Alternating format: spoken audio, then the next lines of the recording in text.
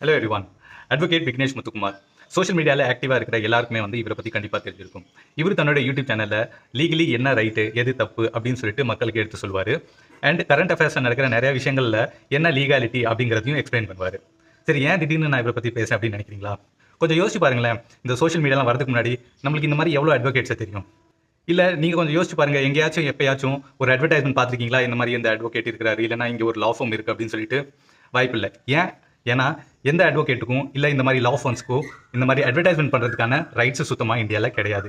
என்னப்பா சொல்கிறேன் அப்படின்னு கேட்குறீங்களா? ஆமாங்க. நீங்கள் கொஞ்சம் யோசிச்சு பாருங்கள், எந்த நியூஸ் பேப்பர்லையும் சரி, டிவி மீடியாலும் சரி, எந்த லா ஃபார்மோ எந்த அட்வொகேட்டை பற்றியோ நீங்கள் எந்த அட்வர்டைஸ்மெண்ட்டுமே பார்த்துருக்க மாட்டீங்க.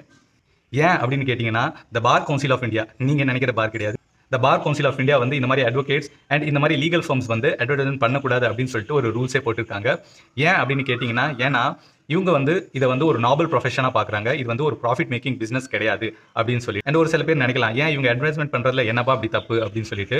இப்போ இவங்கலாம் அட்வர்டைஸ்மெண்ட் பண்ணாங்கன்னு வச்சுக்கோங்களேன், இந்தியாவில் நிறைய பெரிய லீகல் ஃபார்ம்ஸ்லாம் இருக்குது. அவங்களுக்கு இது வந்து ஒரு ஆடட் அட்வான்டேஜாக போயிடும். அண்ட் அது மட்டும் இல்லாமல் இந்த அட்வர்டைஸ்மெண்ட்க்கு அவங்க செலவு பண்ணுறது எல்லாமே கடைசியில் எங்கே போய் வசூல் ஆகும்னா ஃபீஸ் மூலியமாக தான் அவங்க வந்து வசூல் பண்ணுவாங்க. ஸோ அதனாலேயே வந்து பார்த்தோம்னா இந்தியாவில் இந்த மாதிரி லீகல் ஃபார்ம்ஸும் அட்வொகேட்ஸும் வந்து எந்த விதமான அட்வர்டைஸ்மெண்ட் பண்ணக்கூடாது அப்படின்னு சொல்லிட்டு ஒரு ரூல்ஸ் இருக்குது. சரி, ஓகே, இந்தியாவில் மட்டும்தான் இந்த ரூல்ஸ் இருக்குதா அப்படின்னு சொல்லி கேட்டிங்கன்னா, இப்போ அமெரிக்காவில் பார்த்தோம்னா கொஞ்சம் வருஷத்துக்கு முன்னாடி வரைக்கும் அங்கேயும் வந்து எந்த அட்வொகேட்ஸும் லா ஃபார்ம்ஸும் வந்து அட்வர்டைஸ்மெண்ட் பண்ணக்கூடாது அப்படிங்கிற ஒரு ரூல் தான் இருந்துச்சு. ஆனால் இப்போ ரீசெண்டாக பார்த்தோன்னா ஒரு சில ரூல்ஸ் அண்ட் ரெகுலேஷனை ஃபாலோ பண்ணிக்கிட்டு இவங்க அட்வர்டைஸ்மெண்ட் பண்ணலாம் அப்படின்னு சொல்லிட்டு யூஎஸ்ஏல ஒரு இது பாஸ் பண்ணியிருக்காங்க. ஸோ இப்போ அங்கே வந்து அவங்க அட்வர்டைஸ்மெண்ட் பண்ணிக்கலாம்.